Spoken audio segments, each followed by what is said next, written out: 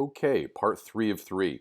We're deep diving, we're having fun. Sort of deep diving for beginners, maybe getting into that really that intermediate category. I like to say that anything is above and beyond the big three, lat, long, speed, is really fall into a intermediate category. So let's recap. Well, we start with the speed trace. We went here and we added to the other big three, and you know me, I'm a big fan of this right here. I like to say that this is 50% of learning data, and then you add it to this longitudinal with your feet, and together these are 80%. Look how that worked out. 80%. This is me. This is me teaching and instructing and revealing and showing and supporting people to learn data. It's the big three. And we did that in video 1. And that what we also found out in video 1, which was rather long. By the way, Dan DeSalle, thank you for this wonderful information, or NCM, great information, fast car, fast driver, harder to find data. And because it was harder to find data, in video 2, we introduced this channel right here. And this channel, total acceleration, you'll have to go back and watch this video, and I'd probably look at it a few times, was a combination of taking this channel and then taking this channel and doing some math between the two, and here's the result. And this is very similar to interpreting what would be the friction circle over here. Again, watch video number 2 if that makes sense. If you're just starting and watching this video, watch a bunch of beginner videos, anything with the big three. So what we're going to do in here is continue on our path and show a couple additional features. And we're going to go right to it right now. And one of those is, oh, you know what? Let's give some shout out to Apex Pro. So you can see right here in Track Attack, if the information was recorded, if the device was Apex Pro, you're going to have an Apex score. If you see that right there, Apex score. Let me show you what that looks like. We're going to put Apex score down in here. I really, really like this. It's different math than total acceleration or G-sum. It's different math and it computes differently. But that's a lot of the formula and a lot of the gold. It is some neat stuff. So what I want to do is I'm going to show you that it's got some similarities, right? It's got some similarities, and let's show those. And we need to have Andrew Rains on here to kind of tell us the difference. Just kind of take a look here, right, as we go along here, right? It's got, and this is kind of goes down. Do you see the sort of the parallels in this? It's got some of the same stuff, right? And it kind of traces down like that. They both have something here, right? Do you see that? There's a little guy right here and a little guy right here. It's computed differently. It comes up, right? It's got this right here. It's got this right here. Once you know how this bad boy works, it's super, super helpful. And as you know, I love Apex Pro in the rain. I absolutely love it. It is the best. And the team there keeps revealing new features again and again. I'm under an NDA. I can't share more, but I'm telling you, there's a future in that device. And it's portable and it's wonderful. And yes, yes, yes, and yes. Check it out if you want to look at something. Okay, so here's what we're going to do. We're going to go down here and talk about a couple of things. Let's go here to split times. Matter of fact, let's make that the focus of this video. And I want to show you how to read this in Track Attack. It's a couple of things. So what you have here, this is kind of the sector times in Formula One. What I want you to see here is just an overview. And these number of laps are these number of laps. All right, so there's lap 1. All right, there's the in and the out, right? And there's lap 6. There's 2 components we're going to talk about, and it's right here: theoretical best and rolling best. It's kind of the industry standard name. They use it in Motec, they use it in AIM. A lot of people use that, again, theoretical and rolling. And we're going to explain that because if you're very new to this track attack and you've been spending time right here and you're a little bit busy, you might go over here one time and go, man, I am lost. So the purpose of this video is to tell you what this is all about. Okay, so we have our 6 laps in here, and here's how this works. So we see all this various sectors, right, up here at the top, right? And you can see that there's 10 of them, right? My goofy squiggly. I'm going to go back here to the track map here, and I want you to see this. We're going to we're going to make this graph really, really, really, really big here. And we're going to turn this dude so we can see it. And we're going to blow it up a little bit so we can see it. Don't need to use the GPS feature right there. Matter of fact, we don't want to do. And here's what I want you to show. Here's how these sectors work. So this is the first sector from here to here. And we're not going to talk about why these segments start here and there. That's another video. So this is 2, right? This is 1. Here we are 3. Is this making sense? And it goes all the way down here to 10. Right? Making sense? Dot, dot, dot, dot, dot, dot, dot, dot, dot. Now, 10 is probably about the maximum number you'd want to have for a big 23 turn track like this. Something at Lime Rock, you'd have a lot less. You'd probably have 1, 2, maybe 3, maybe 4, 5. Probably more like 4. And again, that's a different science. We're not going to get into that, but let's just pretend that there are 10 segments right here, and we're going to understand that.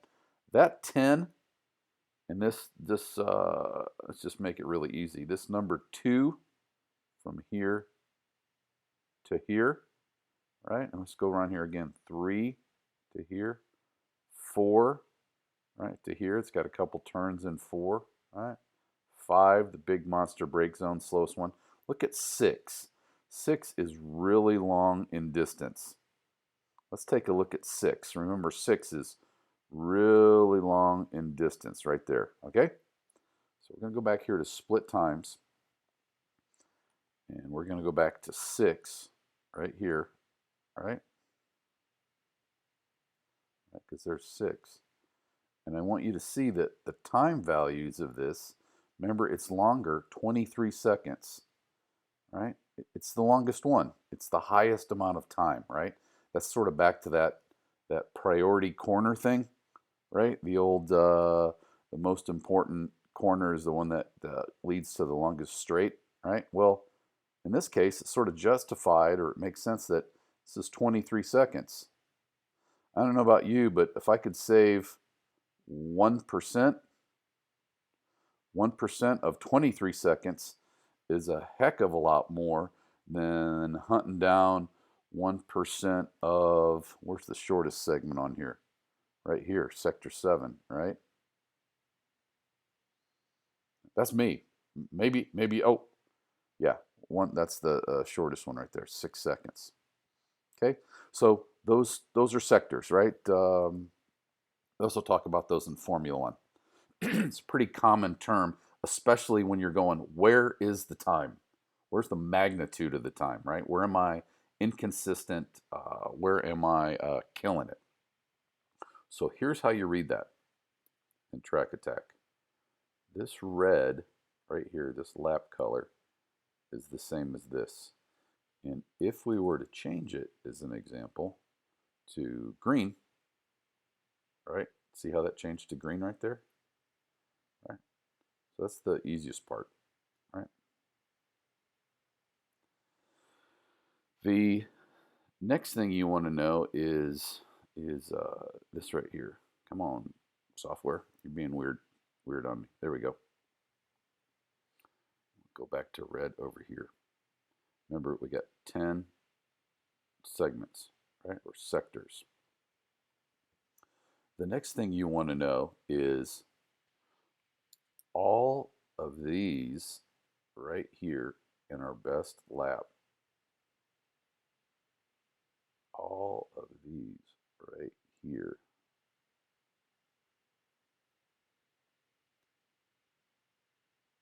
Come on, software. There we go.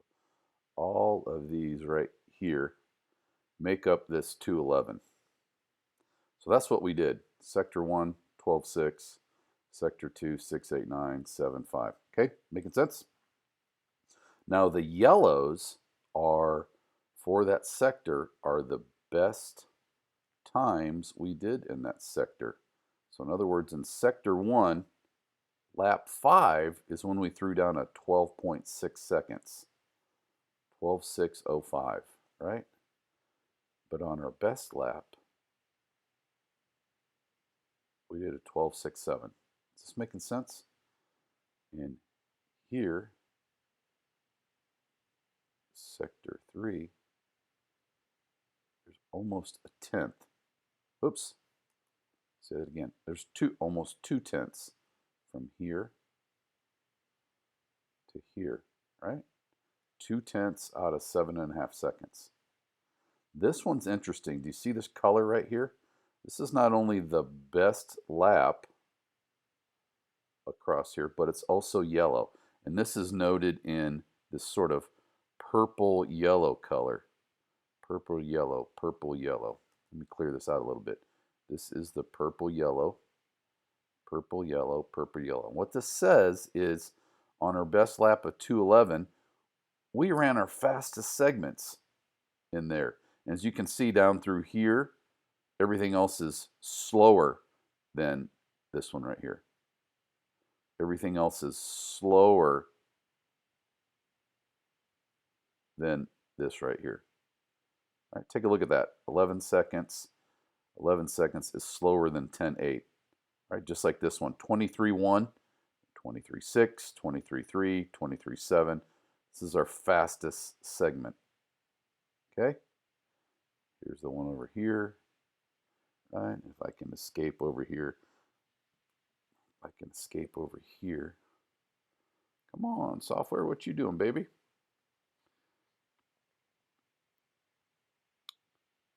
Escape over here. Here we go, right? Fastest here. Fastest here. Here. Here. Here. Here. Good for you. Good for you, Dan. Look at this. Da, da, da, da, da. Here. Here. Got another one.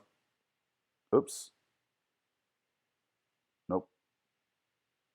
Nope. It's this right. This right here. Apologies. And this right here. So it looks like we got 3 of our 10 segments were represented, were rolled up in our best lap. Is this making sense? Yellow in track attack speak is the fastest segment. And again, it's yellow and purple right here if you achieved it in your zinger lap. Right? Yellow is that. It's right here and right here. And what I'm doing right now is I'm just going to look at the magnitude of the difference here and just kind of do some quick calculation. And when I do that, I see about 1/10 of a second. Do you see that? And right here, we're looking at, ooh, looky there. There's about 2.5 tenths. Interesting, right? That's a half a second right there. This is, let me say that again. Right here is 2/10, and right here is about 2.5 tenths. That's 4.5 tenths, almost half a second. Almost half a second in 16 plus 7 seconds. So what is that, 23 seconds? 24 seconds? So we found a half a second in 24 seconds in these 2 sectors. I'm trying to go slow, hope that makes sense. Which are from here coming on to the front straight. So there's a half a second in opportunity or variation. Okay, is this making sense? I'm trying to go slow so all you first timers that are new to this can digest it. Watch it again. Watch it a third time if you can. I'll start doing more of these. These are theoreticals or best times. Let's see what kind of other variation we have here. What's right here? Oh, not much, right? Nailed it, nailed it, nailed it. do we got here? 2/10, right? What do we got? What do we got here? Same, right? That's the same. All right, that's too close to call. And what do we got here? God, pretty damn close, right? So really, it looked like our big hitters were down here. And then what else did we have here? That's pretty darn close. Same, same, same. 2/10 right here. It looked like we had kind of like three areas that represented 4.5, 5.5, 6.5, about 6.5 tenths, right? So here's what we're going to do now. Check this out. This right here is our best lap. All of the yellows added together, right? Oops. All of the yellows added together is what the industry calls theoretical best. So we said it was about 6/10. It's actually a little more than that. It looks like it's, we add all the, it looks like 8/10, right? 2/10, 6, and 2/10. I said 6.5, it's 8 because there was a little bit here and a little bit here, right? Again, these didn't count in the equation because they came to the best laps. You see that? You see that right there? Let me make sure everybody understands that. Best lap, all of the yellows added together. I just want you to just compute some math, and I want you to see this. So 2:11.4 minus 2:10.6 is 8/10, right? And somewhere along the difference between this, all these, and our best lap right here is 8/10. Okay? And we know over here that this one and this one was 4.5, and what was down here, right? Where was it at? This one. And this one right here, 4.5 plus another 2, 4.5, 5.5, 6.5, right? 6.5 tenths were represented in 3 segments, and then somewhere else there's another 1.5, and the whole net is about 8/10 difference between these two. Okay? That's what theoretical is. As a general rule, I like to say, me, Eric Meyer, this is my personal experience. Once you find this out and you see it early, as in you're reviewing your data and you get out of the car and you get in the zone, you don't go talk to your buddies, you get right out of the car, you download your data, you open your laptop, you look at your phone, you look at your iPad, you tune out, and you go, where is the time? How do I do? Where's the variation? What's the theoretical, right? Where is this? You can achieve half of it. That's my rule. That's Eric Meyer's personal experience. So what that does then, all right, half of that 8/10 that we just said is 4/10. And that almost gets us into the, you know what, Dan, if I were you, here's your objective.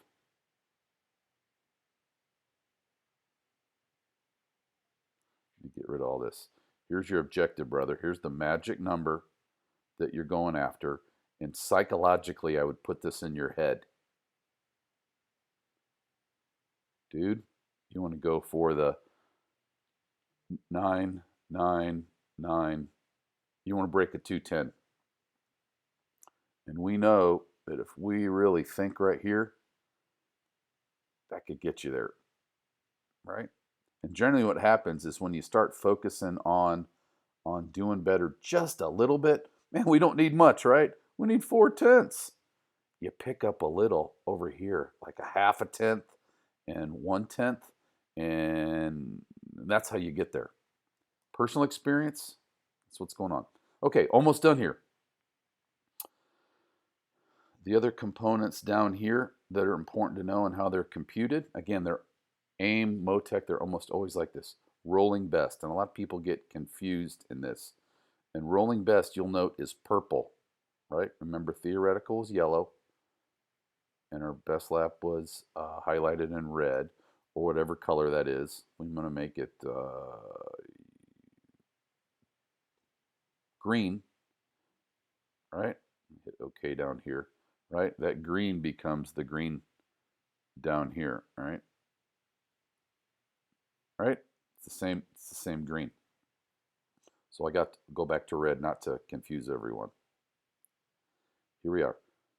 Rolling best is if I could stick the start finish line anywhere and really get, man, that was my best sector. I was rocking. That's going to be right here. So we're going to insert a imaginary start finish line to where we were really flying, and we're going to go all the way down here, and we're going to go all the way down here, and we're going to stop here. See how that purple stops, right? Do you see how that purple stops? And you can see that that's that number right here. It's different. This number for the rolling is different, better than the theoretical. This purple is here. This purple is here. And look, this just happened to be both, fell into both categories. All right, is that making sense? And this purple is here for the rolling. I like to say that the rolling is, hey man, you actually did this.